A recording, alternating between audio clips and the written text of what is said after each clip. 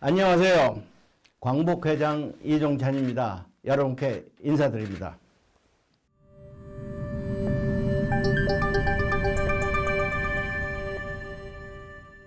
윤석열 대통령이 처음으로 정치를 시작을 할 때 어디서 선언을 했느냐? 매헌 윤봉길 의사기념관에서 시작을 했습니다. 그때 매헌 기념관이 지금 아주 양재동 서울 변두리에 있습니다. 그래서 제가 왜 정치 선언을 개시 선언을 하는데 그 변두리 가서 하느냐, 중앙지에서 와서 하는 게 좋지 않겠냐 그럴 때 윤석열 대통령은 그 당시에 뭐라고 그러냐면 매헌 정신을 바로 세우기려고 하기 때문에 매헌 기념관에서 합니다. 그래서 제가 그것까지는 생각을 못해서 본인에게 내가 그 점까지는 생각을 못했다. 당신 생각이 맞소. 이렇게 얘기한 사람입니다. 그런데 그 후에 어떻게 이게 변질이 되느냐 하면 용산에 뉴라이트들이 계속해서 점거를 하기 시작했어요. 그러고 나서는 윤 대통령의 생각도 달라지고 말도 달라지고 그 다음에 어떤 표현까지 하느냐면 독립운동을 해서 우리나라가 광복된 것 아니다. 연합국의 승리에 의해서 우리 대한민국은 공짜로 얻어진 것이다. 이렇게 얘기를 하셔서 제가 깜짝 놀랐습니다. 그래서 제가 항의를 했어요. 이거는 아니다. 대한민국 독립운동을 하기 위해서 얼마나 많은 사람의 피를 흘리고 싸웠느냐. 그리고 카이로 선언에서도 유일하게 한국은 독립을 해야 된다는 것을 선언했는데 그 선언한 배경에는 독립운동 하셨던 분들의 피나는 역사가 있었다. 그 피나는 역사를 세치혀로 이걸 뭉개려는 것은 이거는 역사 왜곡이고 역사를 갖다가 말살시키는 것이다. 이거 항의를 했습니다. 아직도 그 부분에 대해서 분명한 시비가 가려지지 않는 상황에서 계엄 사태로 인해서 이게 다시 탄핵을 받고 이게 지하에 묻혀졌는데 저는 이 부분에 대해서도 분명하게 밝혀져서 역사가 올바른 길로 들어서기를 희망해 마지 않습니다.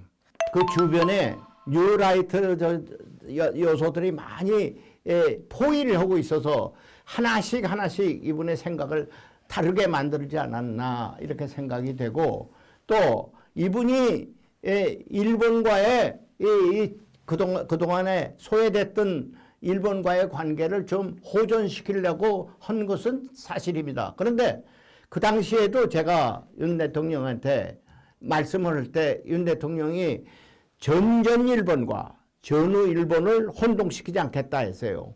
전전 일본은 뭐냐?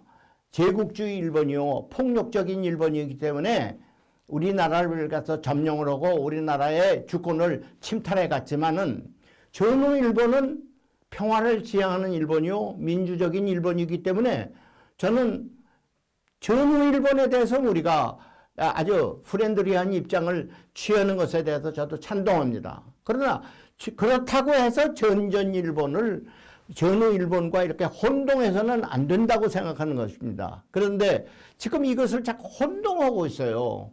그래서 저는 지금이라도 분명히 밝혀져야 됩니다. 전전 일본, 이것은 우리가 항일투쟁을 했던 일본입니다. 우리를 못살게 군 일본입니다. 우리나라를 침범한 일본입니다. 우리의 것을 뺏어간 일본입니다.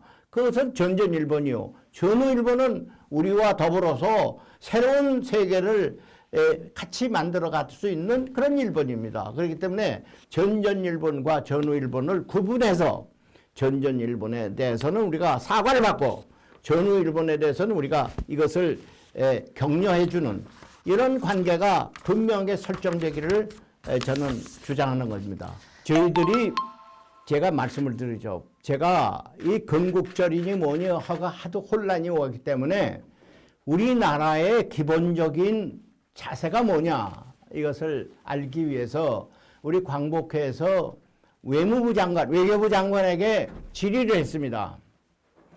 우리나라가 이 일본으로부터 강점을 당했는데 이런 모든 일에 대해서 우리나라가 어떠한 자세로 임하고 있느냐 하는 것을 질의를 했어요. 그랬더니 지금 조태열 외교부 장관이 손수 자기가 사인을 해서 답신을 해왔어요. 뭐라고 얘기했느냐.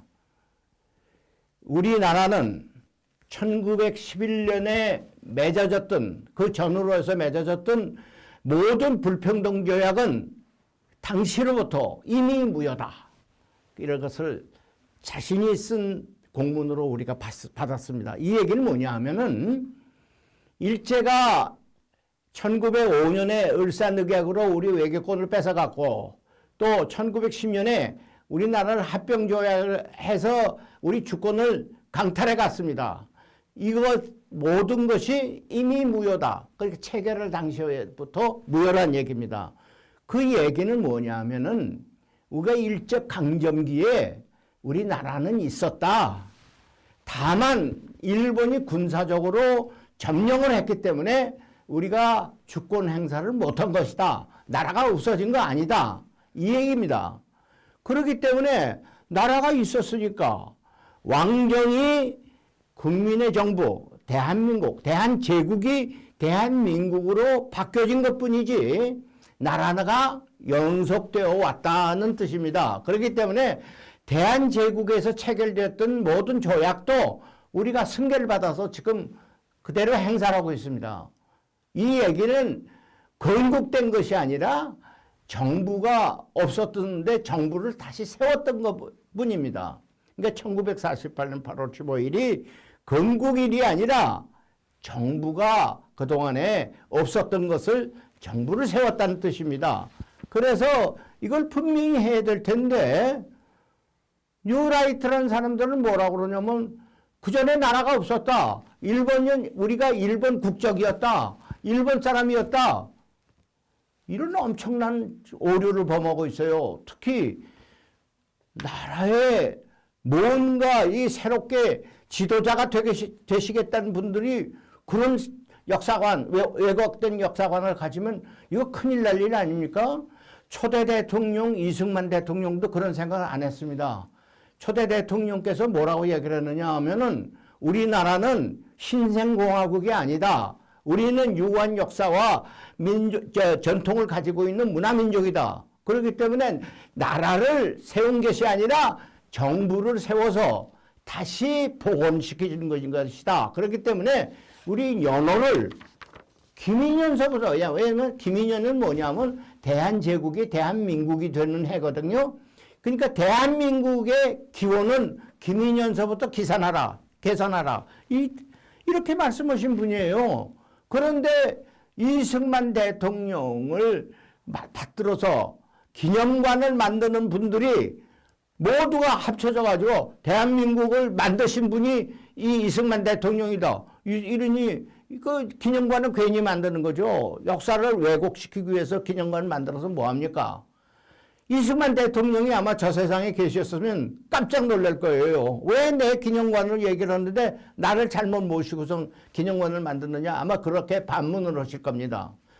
이처럼 지금 역사가 잘못되고 있기 때문에 우리 광복회는 결단코 이 주장을 다시 한번 강조하는 겁니다. 대한제국은 1919년으로부터 끝났고 1919년서부터는 대한민국이라는 국호로부터 시작이 된 것이고 그렇다고 해서 역사가 1919년에서 잘려진 게 아니라 이어져 온 것이다 하는 것을 다시 한번 강조하고 싶습니다. 저는 이 두 가지로 해석을 합니다. 하나는 일본과의 국교 정상화를 하면서 영혼을 팔아서는 안 됩니다. 영혼은 그대로 우리 것을 지닌 채 일본과고 잘 지내야지 영혼까지 일본화돼서 팔아먹은 사람들이 우리 주변에 수가 많이 늘어난 것에 대해서 굉장히 유감스럽게 생각해요. 그렇기 때문에 우리는 우리의 자주적 역량을 그대로 지키자. 두 번째는 대개 일본과 긴밀한 관계를 가지고 있는 분들이에요. 일본의 자금을 들여다가 무슨 저 장학금을 주고 거기 가서 공부를 하고 어쩌고 저쩌고 하는 이런 사람들이 대개 뉴라이트로 있습니다.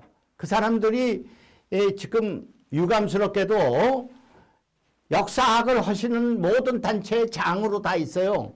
마지막으로 독립기념관장까지 차지했기 때문에 저희 광복회에서는 결단코 이것을 물러설 수 없는 이것은 하나의 독립운동의 연장선으로 보는 겁니다. 그래서 앞으로 이것이 꼭 시정되기를 저는 국민과 함께 싸우겠다는 것을 다시 한번 이 자리에서 천명하는 바입니다. 여기 와서 보니까 새삼스럽게 제가 뭐가 감사하고 놀란 사실이 있습니다. 하나는 이 고장 출신 유인석 장군 의병에 있어서 최고 사령관을 하신 유인석 장군을 잘 모시고 있는 그 곳에 가봤습니다. 참으로 잘 모시고 있는 것에 감동을 받았습니다. 두 번째는 언론인으로서 또 교육자로서 우리 독립운동에 많은 기여를 하신 남궁옥 선생을 또 잘 모시고 있어요. 그분은 우리 무궁화를 우리 나라꽃으로 만든 그런 분입니다. 그런데 그런 분들을 잊지 않고 이 춘천에 계신 많은 시민들이 이런 모시는 걸 볼 때 참 우리 광복회장으로서 제가 후손을 대표해서 여러분께 감사 인사를 드립니다. 그 부분에 대해서 다시 안타깝게 생각합니다. 후손을 못 찾아서 서운을 못하고 또 서운을 해도 그 모든 서운에 대한 것을 보훈부에서 이렇게 보관하고 있어요.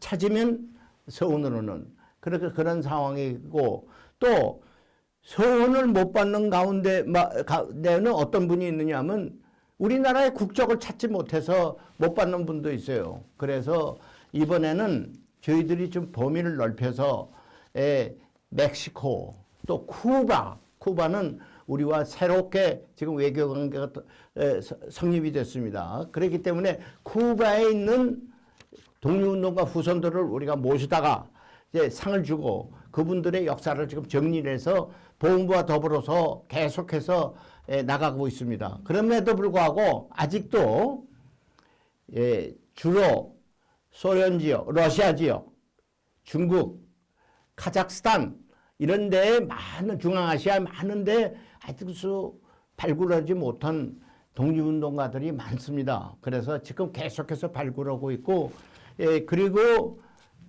후손을 찾지 못한 그런 경우는 계속해서 찾고 있습니다.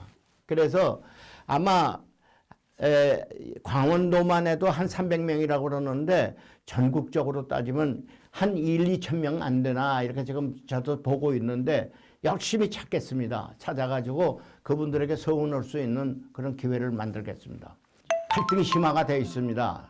또 남북 갈등 못지않게 남남 갈등이 심화되고 있어서 저는 대단히 이것이 시대적 위기라고 생각하고 있습니다. 그래서 저는 독립운동의 역사를 제대로 한번 좀 공부를 하자 이겁니다. 독립운동 선상에서 그때도 많은 갈등이 있었습니다. 이념 갈등까지 있었고 세대적인 갈등도 있었고 지역적인 갈등도 있었습니다. 그러나 항일전선이라는 데를 구축하기 위해서는 모두가 한 몸이 됐습니다. 그래서 같이 싸웠습니다. 그래서 그러한 독립운동의 정신을 우리가 제대로 계승을 한다면은 민족 갈등 이것은 쉽게 해결될 수가 있지 않겠나 이렇게 지금 생각을 하고 있습니다. 그래서 독립운동 정신을 제대로 가르치자 후진들에게 그리고 위기를 처했을 때 우리 선열들은 어떠한 자세로 임했느냐 하는 것을 제대로 가르치면은 이런 갈등 요소를 우리가 좀 해소되지 않을까 이렇게 생각하고 있습니다. 강원도민에게 제가 당부를 하겠습니다. 지금 오는 길에 여러 사람 뵙고 또 같이 대화를 나눴는데 강원도에 독립기념관을 새로 짓겠다고 하는 분도 만났습니다. 참으로 기쁩니다. 아까도 말씀드린 바와 같이 유인석 장군 또 남궁옥 선생 그 외에도 여기에는 많은 투쟁하셨던 분들의 고장이 이 고장입니다. 때 한 가지 한 예를 들면 민경호 선생이 있습니다. 그 양반은 군인이었습니다. 근데 대한제국 군대가 해산될 때 이분은 봉기해가지고 제일 먼저 강원도의 진위대를 지휘해서 의병투쟁을 하신 분입니다. 그분의 자손들은 전부 쫓겨서 민경호 선생은 전사했지만은 그분 가족들은 전부 쫓겨서 중앙아시아까지 갔는데 그 중에 손자 한 사람, 증손 한 사람이 우리 올림픽에서 동메달을 딴 사람인데 그 후손이 올 적마다 자기 할아버지 묘소도 참배하고 사당도 가서 다시 자기 선열들의 정신을 잇겠다고 하는 것을 제가 들었을 때 참으로 이 강원도에 남긴 많은 민족의 유산이 아직도 힘을 발휘하고 있구나 하고 생각하고 있습니다. 그래서 이런 독립기념관을 하나 만들고 우리 후진들에게 독립운동의 역사를 제대로 가르쳐주는 하나의 메카가 돼서 나간다면은 강원도가 더 우리나라에서 가장 으뜸되는 도가 되지 않겠나. 또 그런 춘천시는 그런 위대한 선열들을 모시는 성소가 되지 않겠나 이렇게 생각이 돼서 다시 한번 여러분께 우리 같이 노력합시다 하는 말씀으로 저의 말씀을 마칠까 합니다.